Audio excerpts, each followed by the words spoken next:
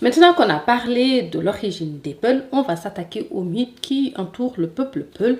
Et le premier dont on va parler sera celui du mythe du Peul qui a islamisé l'Afrique. Je sais que le sujet est délicat, mais je suis sûre qu'on peut débattre de tout ça sans s'insulter. La vidéo est basée sur des sources historiques, même si vous pouvez avoir d'autres versions. Alors, je vous montre le livre qui s'appelle Empire Peul d'Imassina de Amadou Hampâté-Bâ. Évidemment, les vidéos étant courtes, on ne peut faire qu'un résumé. À la fin, je vous donne des livres pour aller plus loin. C'est les Soninké, les Bambara, les Malinké qui sont les premiers à avoir introduit l'islam en Afrique, des commerçants djoula en contact avec les Berbères et les Arabes. D'ailleurs, Djoul en pulaar pour prier vient de Djoula. C'est Wardja Binjai, un soninké, qui fut le premier roi à se convertir à l'islam et à renverser la dynastie Peul des Diaogo, dit Tekrour, et entrepris de convertir les Africains. C'est lui qui aidera aussi les Almoravides, composés de Berbères et de Sipsahariens, à déstabiliser l'empire du Ghana avant de se diriger vers le nord pour la conquête de l'Espagne où, en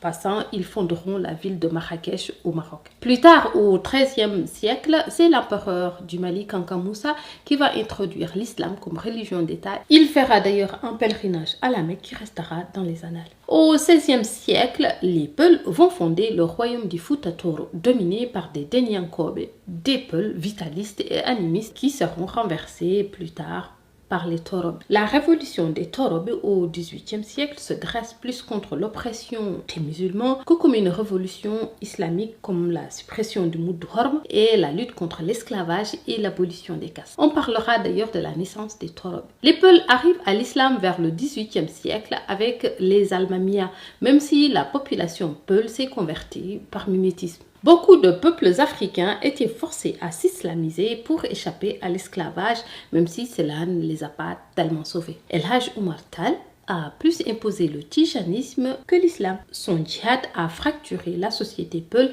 entre les Massinankobe et les Torankobe. Sa guerre a fait plus de 20 000 morts Peul et s'est poursuivie sur 20 ans même après sa mort. Pour aller loin, il y a le livre de Oumar Khan, La première hégémonie Peul de Koli Tengela à Almami Abdul Qadr. C'est un historien sénégalais assez facile à trouver en ligne. Mais Salmini on, commentez en paix s'il vous plaît. Ici, personne n'est l'ennemi de l'autre. Nous sommes une famille. Ken bibi goto meɗen fof yo haal miijo muɗum tawa koye needi tawa koye teddungal